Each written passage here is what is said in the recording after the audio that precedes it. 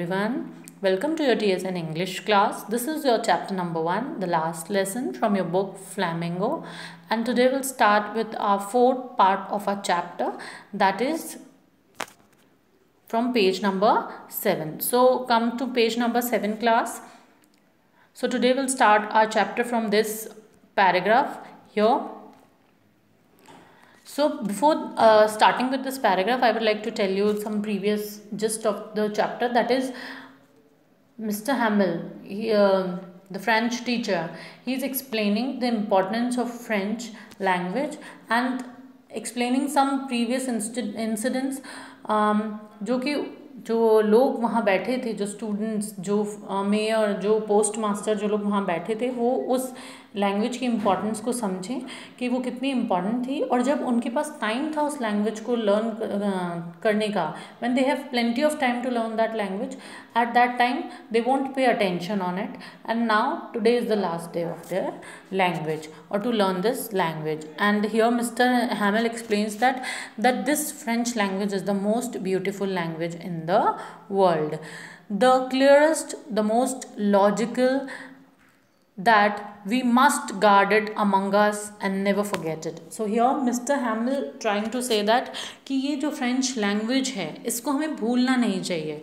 क्यों? क्योंकि ये clear, logical and ये हमारे यहाँ भले प्रूशियन पीपल आ गए हैं या हमारे यहाँ फ्रॉम टुमारो जो गवर्नमेंट है वो जर्मन लैंग्वेज स्टार्ट करने वाली है और फ्रेंच लैंग्वेज नहीं पढ़ाई जाएगी कभी, बट स्टिल हमें अपनी जो ये हमारी लैंग्वेज है, मदर टंग है, दैट इज़ फ्रेंच, इसको भूलना नहीं चाहिए। हमें इसे we must guard it among us and never forget it. हमें इसे अपने अंदर रखना चाहिए और हमें इसे याद रखना चाहिए और इसे भूलना नहीं चाहिए। Because when a people are enslaved as long as they hold fast to their language, जब तक लोग अपनी भाषा को नहीं भूलेंगे या अपनी भाषा को याद रखेंगे तब तक वो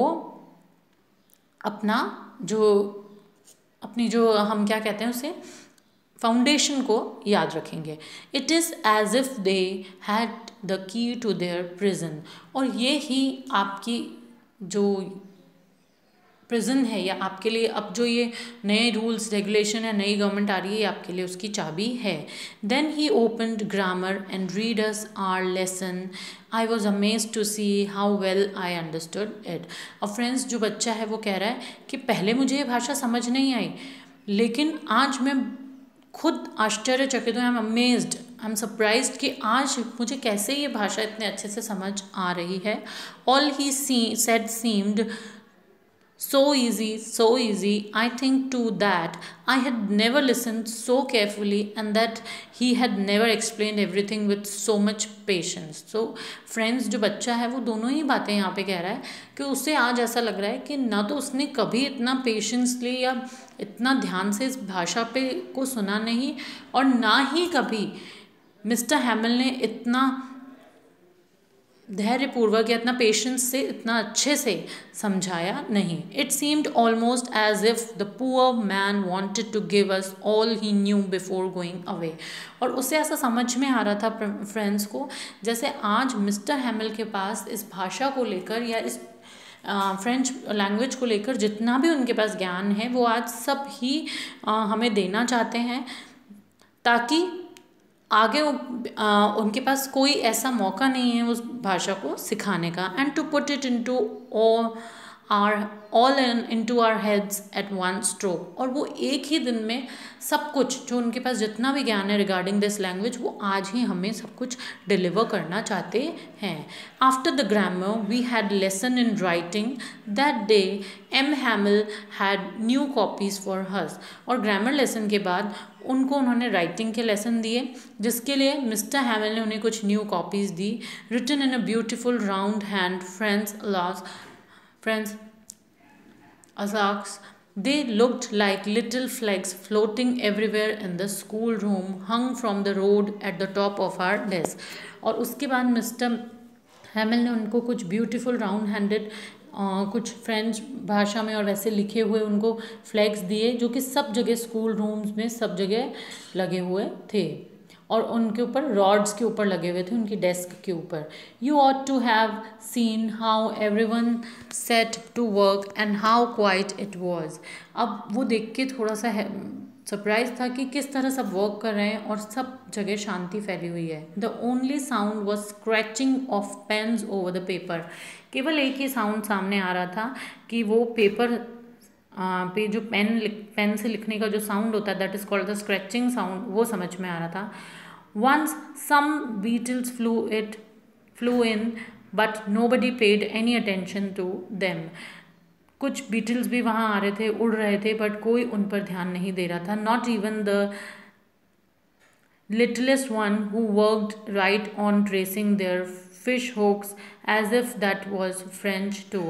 और ऐसे जो छोटे थे जो वहाँ पे बैठे हुए लोग थे वो भी नहीं देख रहे थे, जो कि वो फिश हुक्स पे सिर्फ ट्रेसिंग का वर्क कर रहे थे जैसे कि वो फ्रेंच भाषा लिख रहे हों। On the roof the pigeons cooed very low and thought to myself, will they make them sing in German even the pigeons। और वो अपने आप से फ्रेंच सोच रहा था कि पिजन्स जो हैं आज वो भी बहुत धीरे धीरे बोल रहे हैं, क्या ये भी कल से फ्रेंच भाषा बोलने लगेंगे। Whenever I looked up for my writing, I saw M. Hamill sitting motionless in his chair। जब भी वो देख रहा था लिखते लिखते ऊपर वो देख रहा था कि मिस्टर हैमिल जो हैं वो मोशनलेसली बैठे हुए हैं अपनी चेयर पे, gazing first at one thing then at another.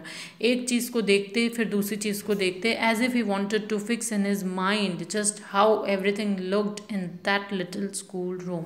ऐसा लग रहा था जैसे उस सिचुएशन में मिस्टर हैमिल जो हैं वो सिर्फ सारी चीज़ों को या सारी वो जो मेमोरीज़ हैं उनको अपने साथ इकट्ठा करके कलेक्ट करके अपनी आँखों में या अपने माइंड में अपनी लिए उनको मेमोरीज़ को सब कुछ इकट्ठा करके अपने माइंड में फिक्स करना चाह रहे थे। Just how everything looked in that little school room.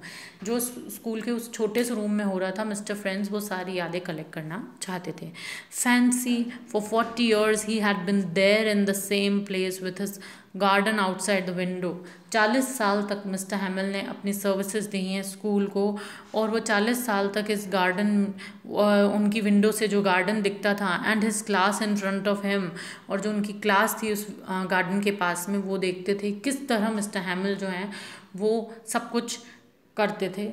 That all about in this. Just like that, only the desk and benches had been worn smooth, and the walnut trees in the garden were taller, and hope vine that he had planted himself twined the windows to the roof। और इन सब की तरह ही जो desk है, जो benches हैं, वो किस तरह वॉलनट ट्रीज और जो स्मूथ, वो हर एक छोटी से छोटी चीज़ जो क्लासरूम में रखी हुई थी, गार्डन्स जो हैं वहाँ पे किस तरह जो होप वाइन के पौधे हैं या जो बेल है वो कैसे लंबी हो गई है, और अब वो जो कि मिस्टर हैमिल ने ही प्लांट करी थी वो उनकी विंडोज़ तक आ गई है। How it must have broken his heart to leave it all, poor man. और किस तरह मिस्टर हैमिल को इन सब चीज़ों के लिए बहुत दुख हो रहा है, ऐसा लग रहा है जैसा उनका दिल टूट गया है। बेचारे mister Hamel, to hear his sister moving about in the room above. और जब उन्होंने देखा कि उनके सिस्टर जो है वो आ रही हैं रूम में, पैकिंग देयर ट्रंक्स, कैसे वो अपने जो रूम से देखा उन्होंने कि कैसे उनकी सिस्टर जो है अपने ट्रंक्स और बॉक्सेस को पैक कर रही, for they must leave the country next day, क्योंकि उनको ये जो सिटी है इसको कल से छोड़कर जाना है। सो इस सब के लिए मिस्टर हैमिल जो हैं वो कितने बेसिकली जो ये बच्चा है ये मिस्टर हैमिल की फीलिंग्स को समझ पा रहा है कि किस तरह एक व्यक्ति जिसने अपनी 40 इयर्स की सर्विसेज ध्यान दी है और अब वो थोड़ा परेशान हो रहा है कि उसको यहाँ पे कुछ भी नहीं मिला है, और अब वो व्यक्ति अचानक से उसे सब कुछ छोड़ के जाना पड़ रहा है। So students, I will continue your chapter in our next video. Thank you. Stay safe and do your work in your school notebooks only. Thank you.